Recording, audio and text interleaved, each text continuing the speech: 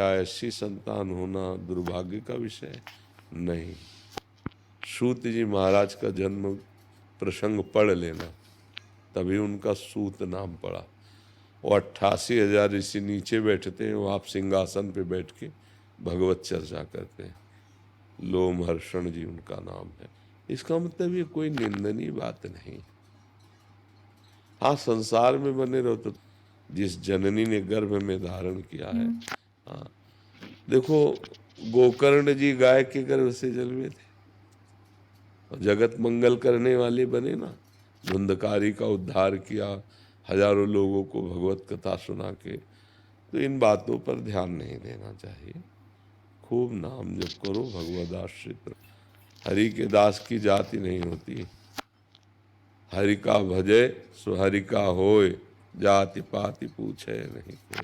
कुछ नहीं कोई, कुछ नहीं। एक प्रसंग सुना होगा आपने, राजसूय यज्ञ जब भगवान ने कराई युधिष्ठिर की, तो उसमें था कि जब यज्ञ पूर्ण हो गई तो घंटा नाद होगा।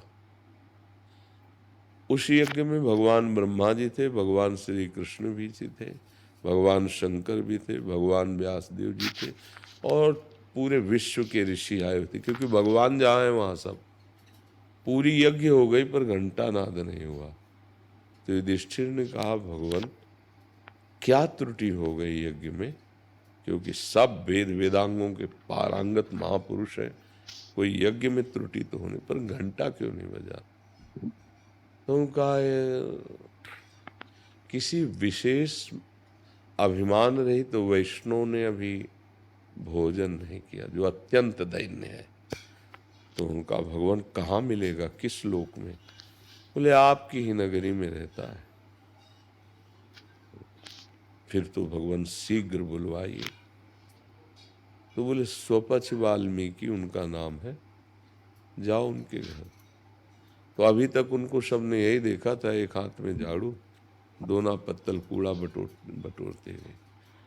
और भगवान ने बता दिया था कि साष्टांग दंडवत करना और ऐसे दैन्यता से बोलना, तभी आपके घर वो आ सकते हैं, नहीं तो जूठन उठाने भले आ सकते हैं, वो ऐसे नहीं आएंगे जिससे घंटा बजे। भीम और अर्जुन गए, घर में जाके देखा तो आंसू बहाते हुए प्रभु का मूर्ति रखे थे और रो रहे थे।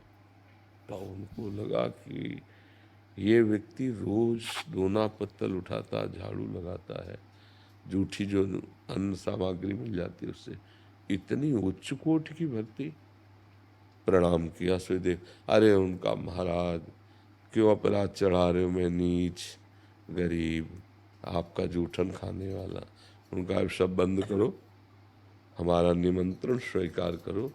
राजसूय यज्ञ की पूर्णता के लिए आपको श्री भगवान ने, तो गुस्सा हो गए भगवान पर कि हम चैन से भजन कर रहे हैं तो हमें भजन नहीं करने दे रहे।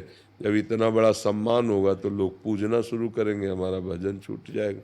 पर चलो आप जैसा चाहते हो वैसा है। तो उनका जब भगवान का आदेश है तो हम कल आ जाएंगे। बोले आ नहीं जाओगे, पालकी भेजेंगे हम, मानना पड़ेगा आपको। तो पालकी में बैठाल कर लाए गए स्वपच वाल्मीकि जी। फिर युधिष्ठिर को आदेश किया, चरण धो इनके। चरण धुलवाए। रात भर रसोई बनी, द्रौपदी प्रधान थी रसोई में। बैठाला गया रसोई में। वो कहते नहीं मालिक, हम तो दरवाजे के बाहर कुछ टुकड़े दे दो, पालेंगे। ऐसा पूरी रसोई परोसी गई। एक बड़ा पात्र था, उसी में सब डाल लिया ऐसे और मिला लिया। उदयम वस्तु गोविंदम तुभ्यमेव समर्पये, भगवान को समर्पित किया पाल। ये बात देखकर द्रौपदी को लगा कि रात भर इतनी सामग्रियां अलग अलग बनाई, तो अगर कोई राजकुमार होता या राज परिवार को होता तो स्वाद से पाता अलग अलग है। तो सुपच वाल्मीकि मिला के खा गए, पूरा पा चुके, घंटा नहीं बजा। बोले प्रभु घंटा तो नहीं। बोले अपराध बन गया इन संत के प्रति, किसके मन में क्या दोष आया तुरंत बताओ। तो द्रौपदी जी ने कहा हमारे मन में ऐसा आया था कि अगर ये उच्च कुल के होते तो स्वाद तो लेते, इन्होंने सब एक ही मिला दिया। तो उनका वाल्मीकि जी, आप एक में क्यों मिला दिया? बोले प्रभु स्वाद तो आप पाते, हम तो प्रसाद पाते हैं, मिला के हम तो प्रसाद।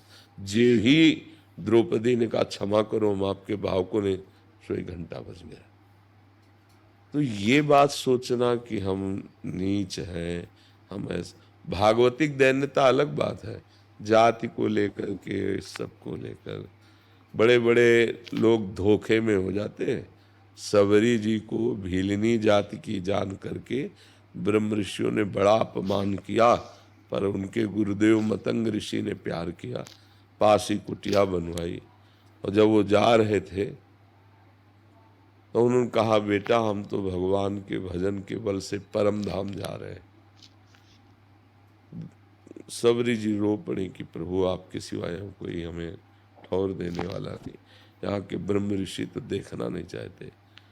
तो बोले चिंता न करो, जिस धाम में हम जा रहे हैं वो धाम ही स्वयं तुम्हारे यहाँ आएगा, इंतजार करना।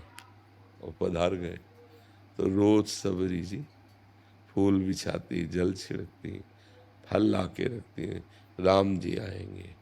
1000 वर्ष व्यतीत हो गए, पर गुरु के वचनों पर अविश्वास नहीं हुआ। एक दिन देखा कि गौर श्याम मूर्ति भगवान पधार रहे। जो ऋषि थोड़ा दैन्य थे उनसे भगवान पूछ लेते थे माता सबरी का आश्रम कहाँ है, और जो बड़े तपाभिमानी थे देखा भी नहीं भगवान ने। और सबरी के यहाँ जा करके, हाँ आप विचार करो, बड़े बड़े ब्रह्म ऋषियों की कुटिया में नहीं गए, सबरी की कुटिया में गए।